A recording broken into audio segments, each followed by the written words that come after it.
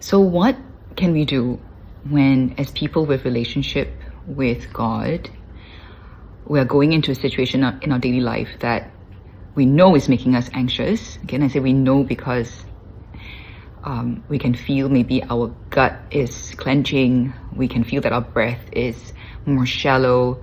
Maybe our heart rate is a little accelerated, right? But we are going into a situation that we consciously choose to go into, even though we know that it's difficult, because maybe, it's something that after weighing things, it's something that we want to do even though it's difficult. Okay, so giving a context, for example, you have to go in to meet maybe your boss or a colleague. There's a conversation you need to have. It's a difficult conversation, maybe with someone that with a friend or a family member that tends to trigger you.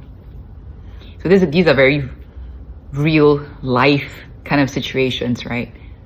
What can we do that isn't just spiritualizing it away? It isn't just, shooting out a prayer and Lord, help me not be afraid. Let me not be afraid. That might be spiritual bypassing if we're asking the Lord, just to give us the grace to not be afraid.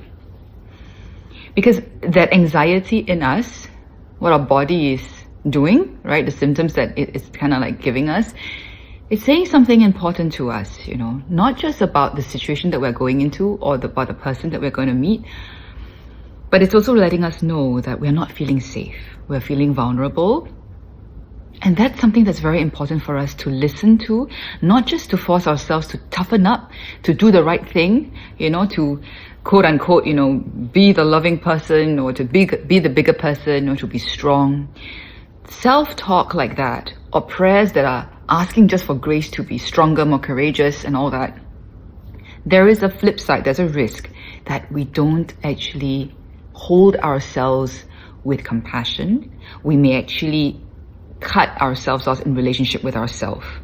All right, then all we're doing is kind of letting maybe that inner critic in us, or that internalized voice from maybe people in our past who have just not really seen us, not really catered to our needs, kind of just made us do what they thought was the right thing. And when we repeat that to ourselves, and many of us, that's our script, we can't help it, we automatically do that. When we repeat that to ourselves, we worsen the harm that has been done to us. And I just want to make this little sharing because what I've learned and what I'm still learning to do, really, that's different from the past. So in the past, I would just, Lord, help me not be afraid, be with me in this situation, all which is true. I still do ask that. But I don't just bypass the emotions that I have. I don't just bypass the bodily sensations that are telling me, like my gut in my chest, the tightness, the queasiness, for example, that's telling me I'm afraid. I don't feel safe. I wish I didn't have to do this. I want to give those parts of me, that part of me that feels that way, ample space to speak to me and sit with it and listen to her, listen to myself. It's like having a child, right? Just to be seen and to be heard, to be acknowledged that all these emotions matter, that it doesn't mean that I am weak, it doesn't mean that I am lousy, all those things, that I probably have good reason to feel the way that I do. And I want to acknowledge to myself, to those parts of me that are feeling anxious, how brave I am being by still choosing to take that risk.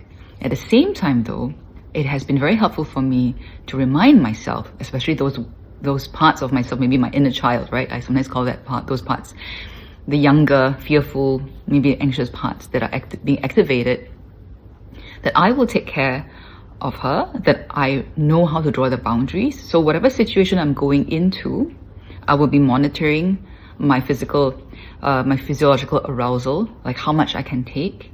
And if I do feel that things are going to be too difficult for me to remain regulated, right, I always will tell myself I have a choice to call it quits. I have a choice to maybe, shorten the meeting, to ask for, to continue the conversation another time. I can remove myself from the situation. And there is no shame in that. There's no embarrassment in that. God does not judge me for that. In fact, I think that is what it means to really integrate and be honest and authentic my relationship with God. Not trying to be stronger, holier, better than I actually am, acknowledging my weakness and being open to whatever grace God gives me. And if that grace today is just so that I can draw the boundary, and God doesn't give me the grace to be able to transcend, and because when He wants to, that can happen, right? I can transcend that fear in that moment and not be afraid. But sometimes that's not the grace He gives. I will take the grace that God offers.